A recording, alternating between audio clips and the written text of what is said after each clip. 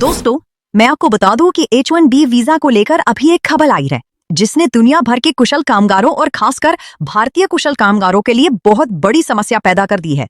खासकर भारत के लिए, क्योंकि इसका लाभ सबसे ज्यादा 71% भारतीय लोग उठा रहे थे। आपको BBC का यह हेडलाइन देखना चाहिए।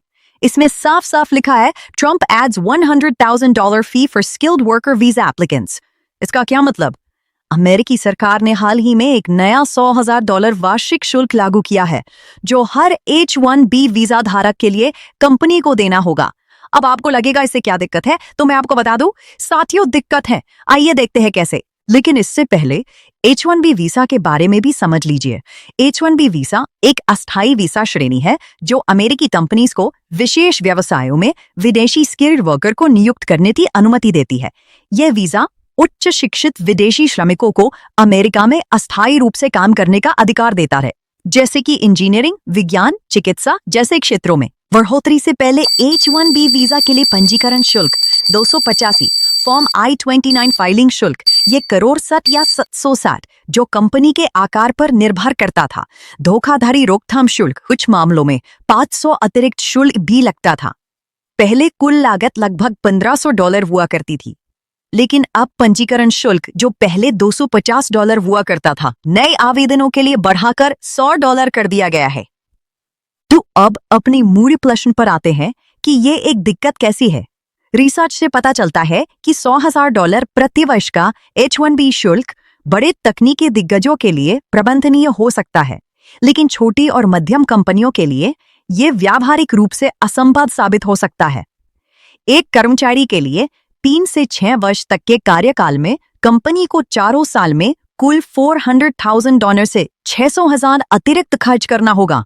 बाउंडलेस इमिग्रेशन की रिपोर्ट के अनुसार यदि कोई कंपनी 10 H1B श्रमिक रखती है तो सिर्फ इस नए शुल्क से उसे 1 मिलियन लगभग 8 साढ़े करोड़ रुपए तक के अतिरिक्त खर्च का सामना करना पड़ सकता है, जिससे वे वैश्विक प्रतिभा से वंचित रह सकती है और नवाचार प्रभावित हो सकता है।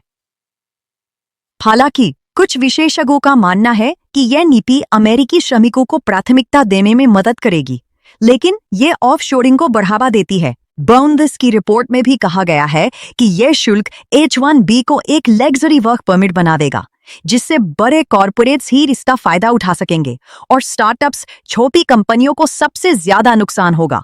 कुल मिलाकर स्मॉल टू मीडियम कंपनियों के लिए यह भारी बोझ साबित होगा। वहीं दूसरी ओर सबूत बताते हैं कि भारतीय H1B पेशेवर अक्सर लंबे कार्य घंटों 12 से 14 घंटे के माध्यम से उच्च उत्पादकता प्रदान करते हैं, जबकि अमेरिकी औसतन 6 से 7 प्रभावी घंटे देते हैं। तो उत्पादकता के आधार पर अनुमान लगाया जा सकता है कि समान आउटपुट के लिए 2 स्थानीय कर्मचारियों की जरूरत पड़ सकती है।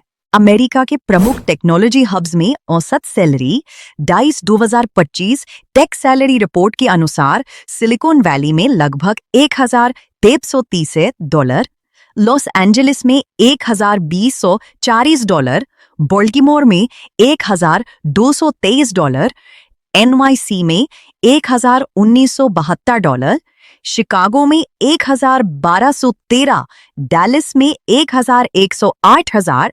पूरे अमेरिका में टेक क्षेत्र का औसत वेतन 1,1225 लगभग 92 लाख रुपए है। वही पीयू रिसर्च के आंकड़ों के अनुसार कंप्यूटर टेक्नोलॉजी क्षेत्रों में H1B श्रमिकों, जिनमें ज्यादातर भारतीय है, की माध्य वार्षिक सैलरी $1,123 लगभग 1.1 करोड़ रुपए है, जिससे यह स्पष्ट होता है कि स्थानीय वर्कर की तुलना में H1B वीसा वाले वर्कर्स की सैलरी लगभग 10% से 15% अधिक है, जो इस धारणा को काफी हद तक चुनौती देता है कि H1B को हमेशा सस्ता श्रम माना जाता है। लेकिन अगर हम काम के घंटों को भी देखें तो स्थानीय लोग 6 से 7 घंटे काम करते हैं और H1B वीजा धारक 12 से 14 घंटे काम करते हैं। तो अंतर स्पष्ट हो जाएगा कि H1B वीजा धारकों को दिया गया 10% से 15% अतिरिक्त वेतन दोगुना आउटपुट दे रहा है, इसलिए इससे कंपनियों को भारी बचत होती है। कुछ रिपोर्टों में यह भी कहा गया है कि H1B वीजा वाले श्रमिकों को बीमा, पेंशन, छुट्टियां आदि सुविधा बहुत कम ले पाते हैं, जो उपलब्ध सभी सुविधाओं पर लगभग केवल 30% है, जबकि स्थानीय श्रमिक इनका अधिक से अधिक लाभ लेते हैं। विशेषज्ञ चेतावनी देते हैं कि यह शुल्क स्टेम क्षेत्रों में प्रतिभा की कमी पैदा कर सकता है, जिससे कंपनियां ऑफशोरिंग या ऑटोमेशन की ओर मुड़ सकती हैं। भारतीय सरकार और नेस्कॉम प्रभाव का अध्ययन कर रहे हैं और कानूनी चुनौतियां अपेक्षित हैं। अमेरिकी सरकार द्वारा 19 सितंबर 2025 को लागू की गई H-1B वीजा नीति में $1000 प्रति वर्ष का नया शुल्क एक महत्वपूर्ण परिवर्तन है, जो 21 सितंबर 2025 से प्रभावी है। मुख्य रूप से विदेशी कुशल श्रमिकों, विशेष रूप से भारतीय IT पेशेवरों को प्रभावित करेगा। अमेरिकी सरकार का कहना है कि नीति अमेरिकी नौकरियों की रक्षा करती है, लेकिन विशेषज्ञों का मानना है कि अल्पावधि में यह अमेरिकी स्थानीय लोगों के लिए फायदेमंद हो सकता है, लेकिन दीर्घावधि में यह अमेरिका के लिए हानिकारक होगा क्योंकि वैश्विक प्रतिस्पर्धा को प्रभावित करेगी। यह छोटी कंपनियों को सबसे अधिक प्रभावित कर सकता है, जबकि बड़े कॉरपोरेट्स इसे सहन कर सकते हैं।